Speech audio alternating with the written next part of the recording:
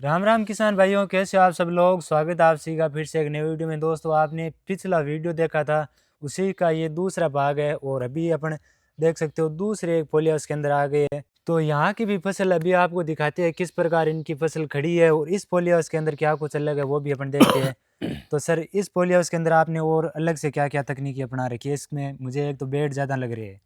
देखो वो थोड़ा सा पहले थोड़ा अगेता है इससे, ये थोड़ा सा 15-20-25 दिन बाद का है। अच्छा। उसमें तुड़ाई चालू हो रही है, इसमें अभी टाइम लगेगा, 8-10 दिन बाद में चालू होगी। और तो अभी इसमें आपकी फ्लोरिंग है वो हाँ खूब आ रही है। हाँ हाँ, इसमें अभी फ्लोरिंग सेट हो रही है, उसमें अच्छा तुड़ाई चल रही है। तो इसमें तो हमने क्या है कि हॉकी के बीच में 5 बेड डाल रखे हैं, अच्छा। और उसमें पहले उसमें 4 डाल रखे हैं। तो ये तो इसमें एक बेड अपना एक्स्ट्रा आ गया। एक्स्ट्रा है, एक बेड का ही फर्क है। वो फसल उतनी होती है जितनी 4 में होती है ना, उतनी 5 में होती है, लेकिन इसमें वो एक बेड एक्स्ट्रा डाल रखा है। अच्छा। जी। तो उसमें कुछ सवाल है जो हमारे छूट गए थे, जो अपने इस वीडियो के अंदर कवर करने वाले हैं।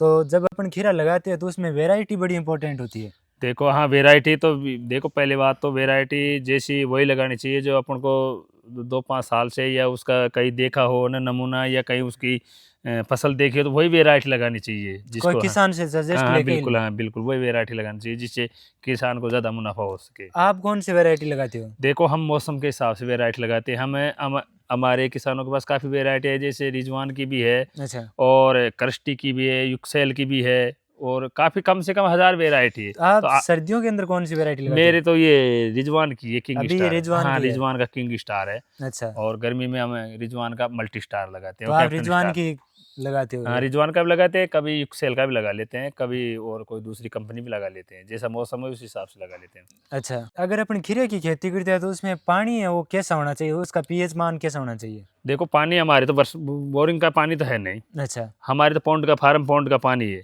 तो आप तो बरसात का है तो बिल्कुल शुद्ध पानी है, तो उससे हमारे कोई प्रॉब्लम नहीं रहती। हमारे तो खाली पीने का काम होता है बोरिंग से, अच्छा। और खेती के लिए बिल्कुल पानी नहीं है। बरसात का इसके पॉली हाउस के उधर ऊपर का पानी आता है, और उसमें स्टोरेज होता है, और फिर उसके बाद में हम ड्रिप से इसकी सप्लाई करते हैं। बहुत सारे किसानों के मन में सवाल होगा कि बिना ट्यूबवेल के पानी से पॉली हाउस के अंदर खेती है वो वर्ष भर कैसे होगी, क्योंकि अपन देखते हैं कि थोड़े टाइम के लिए तो हो जाए, पर क्या ये पानी वर्ष भर पर्याप्त रहता है? बिल्कुल बिल्कुल, देखो पौंड की साइज, हमारे पौंड की साइज लगभग 150 बाई 100 बना रखा है, तो वो 2 के 4 फसल लेगा ना।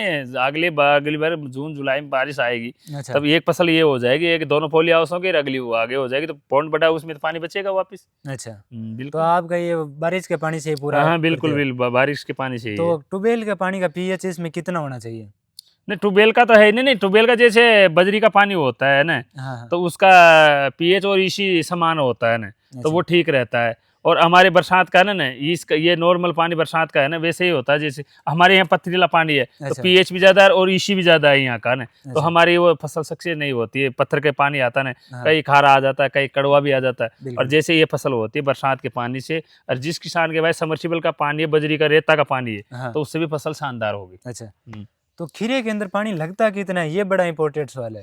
देखो, पानी तो इसमें गर्मी में तो अपन को डेली, ये जो फल है ना, हाँ। ये फल, तो अच्छा। ये इससे ही फूलता है, पानी से ही फूलता है। अच्छा, इसमें ज्यादा जो जो पानी इसका होता है? फल है ना, ये पानी की मात्रा से ही फूलता है, और अच्छा। इसमें वजन पानी का ही रहता है। अच्छा। तो इसमें गर्मी में तो क्या, अपन को डेली पानी देना पड़ता है, अच्छा। तो उस हिसाब से ही। और सर्दी में 2 दिन में, 4 दिन में, 5 दिन में, जिस हिसाब से वो लेता है ना, धूप निकलती, उस हिसाब से देते हैं पानी। अच्छा। आजकल एक शहर है वो बड़ा वायरल हो रहा है कि खीर है वो सिर्फ चेहरा ही नहीं किस्मत ही चमका देता है। तो इसके अंदर पानी होता है जो अपने चेहरे की फुलावटी भी लाता है। बिल्कुल बिल्कुल, हाँ बिल्कुल है। देखो, इसमें तो किसान करने वाला हो सकता है, ये अगर कोई भी बेरोजगार भाई इसने सोचे अब कुछ नहीं कर सकते। अच्छा। अगर जिस किसान भाई कोई सा भी हो न, हाँ। तो उसके एक पोली हाउस है ना, 1 एकड़ वाला एक पोली हाउस है, अच्छा।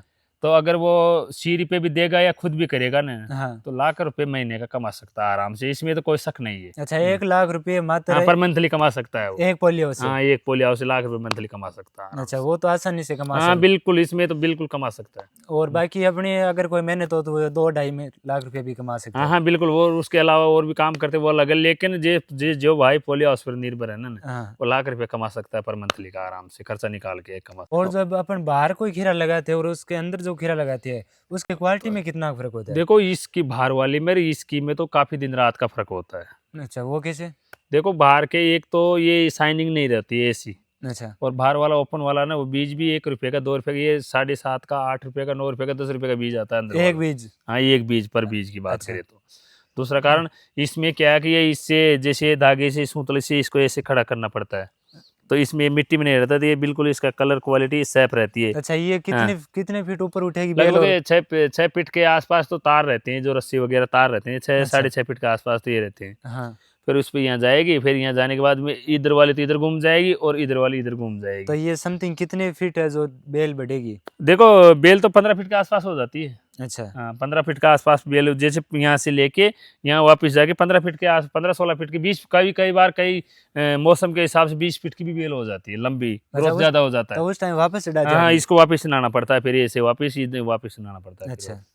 तो आपने जैसे बीज की बात की, तो इस पोली हाउस के अंदर आपकी कितने बीज है वो कुल लग जाती है? देखो इसमें 8,000 बीज लगते हैं एक पोली हाउस में। अच्छा, और उसमें 8,000 सफल कितने होते हैं फिर आप ये? नहीं, टोटल सफल होते हैं। टोटल? हाँ हाँ, टोटल ये तो इसका दायरा है ना, तो उसमें नाप के हिसाब से लगाते हैं हमें। अच्छा, आपने बाहर खुली खेती की है खीरे की? हाँ, बाहर ओपन वाले खुली खेत है वो वैसे नीचे के रहते हैं, उसमें हाँ। ये वो जामा लगा के भी करते हैं लोग, लेकिन ये इसके अंदर ये संरक्षित तो खेती है। उसमें और इस संरक्षित खेती के अंदर आपको बीमारियों का कितना कुछ अंतर देखने को मिला? देखो इसमें जैसे ओपन वाले में तो काफी फर्क है, अच्छा। दिन रात इतना फर्क है। हाँ। क्योंकि हम इसके अंदर जो भी बीमारी है ना तो हाँ। वो पहली बात तो अंदर आती ही नहीं है। अच्छा। और इसमें बीमारी अंदर से ही आएगी ना तो हाँ। अंदर के अंदर ही कंट्रोल हो जाएगी, क्योंकि बाहर की हवा पानी अपन जिस हिसाब से खोलते हैं ना हवा, अच्छा। उस हिसाब से आते हैं, आ भी जाती है कई बार बीमारी, लेकिन वो इसमें कंट्रोल हो जाती है। और बाहर की जो है ना ओपन खेती, हाँ। उसमें कंट्रोल नहीं होती, क्योंकि बारिश में वो स्प्रे करते हैं, वो खराब हो जाता है, फिर सर्दी में खराब हो जाता है। कई बार क्या है कि इंसान के भी इंसेक्ट है जो बाहर से चिपक कर आ जाते हैं, तो आप बाहर से जब अंदर आते हो तब आप क्या क्या सावधानी बरतते हो? देखो सावधानी तो एक पहली बात तो हम एक दूसरे पोली हाउस में काम करने जाते हैं, तो उसमें अलग टाइम जाते हैं। जैसे सुबह इसमें काम कर लिया, मान लो नया अच्छा। पोली हाउस है, हाँ। तो सुबह इसमें ही करते हैं हम। अच्छा। जैसे दूसरा पोली हाउस पुराना आ गया तो उसमें दोपहर में जाके नहा धो के फिर खाना वाना खा के दोपहर बाद में दूसरे में करते हैं, अच्छा। या उसमें करते हैं सुबह तो हाँ। दोपहर बाद में। ये नहीं है कि उसमें काम करके इसमें आते, ऐसे नहीं आते हैं। अच्छा, कुछ किसान बोलते हैं कि हम सैनिटाइज हो गए थे, क्या आप सैनिटाइजर नहीं होता है, लेकिन वो इतना किसान के पास व्यवस्था अवेलेबल नहीं है सैनिटाइजर की। और पैर में वो जैसे अपने टाटा कली आती है ना, उसमें पैर डाल के फिर उसका स्प्रे करके उसको ऐसे वो होता है। अच्छा। लेकिन अभी यहाँ उतना प्रोसेसिंग कोई फॉलो नहीं करता? हाँ, फॉलो नहीं करता है, रह भी नहीं सकते इतने नियम पर। अच्छा। पोली हाउस के अंदर जमीन कैसी होनी चाहिए? सबसे बेस्ट जमीन कौन सी होती देखो है? ये नॉर्मल जमीन है, दोमट मिट्टी अपने जैसे, इसमें हल्की सी रेता टाइप की भी चल जाती है, हल्की सी काली पीली भी चल जाती है। इसमें तो नॉर्मल मिट्टी होनी चाहिए, अच्छा। ज़्यादा हार्ड की भी जरूरत नहीं है और ज़्यादा जो चिकनी होती है उसकी भी जरूरत नहीं है। कई बार अपन देखते हैं कि किसान साथी जब पोली हाउस को जब चुनाव करते हैं तो वो गलत जगह का चुनाव कर लेते हैं, तो उसमें अपन देखते हैं फिर वो ढलानुमा जमीन के अंदर पोली हाउस लगा लेते हैं, तो बाद में उनको पानी भर जाता है बारिश के टाइम में। देखो वो तो किसान को देखना चाहिए कि अपना यहाँ पानी का स्टोर होता है या झीला है यहाँ, तो वहाँ तो पानी भरे ही भरेगा, बिल्कुल। तो उसी हिसाब से लगाना चाहिए। अपना भाई कोई ऊंचा खेत है या जैसे जहाँ झीला होगा तो वहाँ तो पानी भरे ही भरेगा। बिल्कुल। ओनली फसल उसी में पोली हाउस में खराब होती है जिसमें वो एक टाइट मिट्टी होती है, जिसमें पानी लीच नहीं होता है, और जिसमें पानी भराता है इसको खाड़ा बोलते हैं। अच्छा। टाइट मिट्टी ना, हाँ, हाँ। उसमें नहीं लगाना चाहिए किसान को। ओनली पोली हाउस नहीं, और मिट्टी कोई सी भी हो उसमें पोली हाउस सब में सफल है? हाँ, सब में सफल है बिल्कुल। अच्छा, कई किसान भाइयों के मन में यही सवाल रहता है जिन्होंने अभी तक पोली हाउस नहीं लगाया, जिन्होंने लगा लिया उनके तो सवाल है वो क्लियर है कि पोली हाउस के अंदर आज के टाइम में अगर कोई पोली हाउस की खेती किसान करता है तो वो प्रॉफिट कमा ही नहीं सकता। वो क्यों नहीं कमा सकता? क्योंकि आजकल वो बोल रहे हैं कि जो उत्पादन है वो घट गए और बीमारियां जो बढ़ गई है, तो ये कितना झूठ और सच है? देखो बीमारी तो पहले भी थी और अभी भी है और आगे भी रहेगी। ये अच्छा। जो जैसी फसल है ना वैसी बीमारी ऑटोमेटिक प्रकृति से उत्पन्न होती है, अच्छा। तो उसका पहले भी उपचार था, आज भी है, आगे भी रहेगा। तो इस प्रकृति के हिसाब से फसल लेनी पड़ेगी और इसके हिसाब से इसका ट्रीटमेंट करना पड़ेगा। जैसे कीटनाशक है या कोई भी है, तो उसका हिसाब से आगे ज़्यादा इस बीमारी आएगी तो उसी हिसाब से दवाई बनती रहेगी। और काम से वो तो पहले भी थी, अभी ये तो रहेगी। अच्छा, आपको तो काफी सालों का अनुभव है खीरे के अंदर, तो जी। खीरे के अंदर है जो आपकी लेबर कॉस्ट हो गई और जो दवाइयों की कॉस्ट है वो कितनी लग जाती है?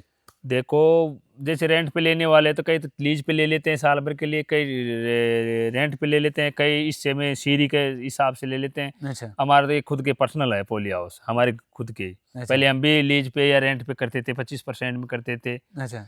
तो उसमें क्या है कि लगभग 2-2.5 लाख का तो खाद फर्टिलाइजर का खर्चा आता है, और वो लेबर का तो जैसे यार खुद का, जिसके पास खुद की लेबर है हाँ। तो वो तो कहाँ जाएगा खर्चा, उसका खुद के पास रहेगा, और जिसके पास लेबर नहीं तो वो तो लेबर का खर्चा जितने उसके हिस्सा में से 25% में या जितने भी वो लेबर लेता है उस हिसाब से उसका खर्चा जाएगा वो तो। अच्छा किसान भाइयों, अभी है जो सर ने अपने दोनों पोलियो को दिखा दिया, आपने पहले वाला वीडियो नहीं देखा तो अपने यूट्यूब चैनल पर जाके देख सकते हो, वो भी बड़ा ही शानदार वीडियो बना है। और वीडियो कैसा लगा कमेंट करके ज़रूर बताना, और कोई आपका भी सवाल छूटा है तो कमेंट बॉक्स में पूछ सकते हो। बाकी सर के नंबर है जो आपको स्क्रीन के ऊपर दिख रहे होंगे, यहाँ से आप कॉल करके भी पूछ सकते हो। और वीडियो कैसा लगा कमेंट करके ज़रूर बताना। और ऐसे ही जो प्रगतिशील किसान है जिनको खेती के अंदर बहुत सारा अनुभव है या खेती के अंदर कुछ ना कुछ नया कर रहे हैं, उनसे हम मिलवाते रहेंगे। ऐसे ही बढ़िया बढ़िया शानदार वीडियो जो आप तक पहुंचाते रहेंगे। धन्यवाद।